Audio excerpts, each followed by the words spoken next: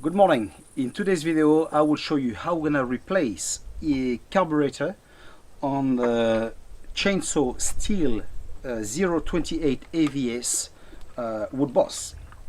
Let's watch that now.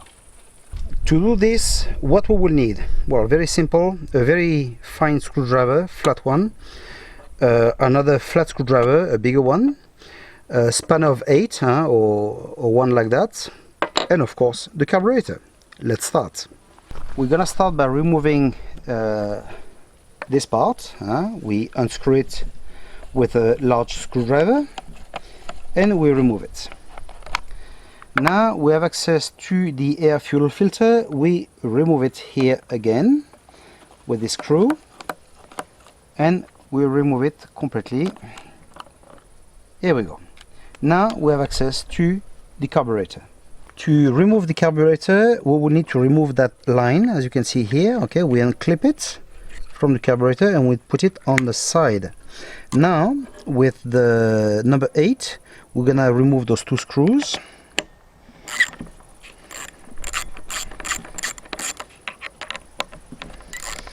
And the job is nearly done.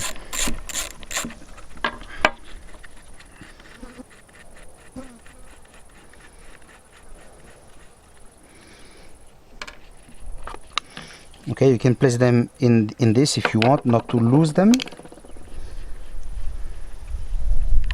Perfect. Okay, now we're gonna remove this. You see that fuel line with the screwdriver. We're gonna pull it down and help it.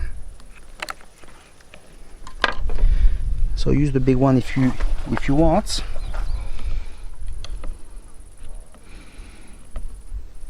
There we go. It's out. Okay, you can see it's out. So now the only thing we need to do is pull it out. Okay, so with the screwdriver again we make lever. Okay, and it's just gonna disconnect from the other fuel line and we take it out. Here we go. See, very easy. So I know it's a bit of a shame to change a Stihl carburetor for a Chinese one, but the problem is those machines are not new anymore. They got some time, and obviously it's difficult to find the parts now. So you see the bottom is different here, but apart that from the side it's about the same. Okay, and the important thing is that it fits and the machine starts. Okay, so anyway, I will keep the old one just in case, and let's fit this one now. To mount the new carburetor, same thing but in reverse. Don't forget to place this part. So we're gonna fit it in and we push it in, and normally that fuel line will connect directly on this one. Okay, so you don't have to worry too much about it. You just push it in until it's flushed. Okay, now we're done. Now we can fit that second fuel line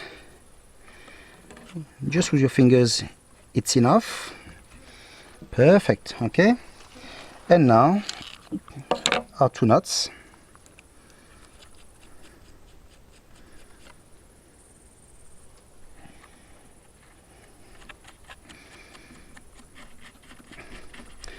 Brilliant, perfect fit. Now we tighten it with the spanner. So there's no need to tighten like crazy. Okay, as long as it holds great, it's enough. Okay, enough. Brilliant. Now we place back our fuel filter.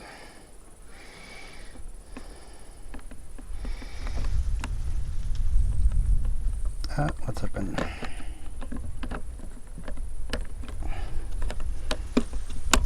Here we go.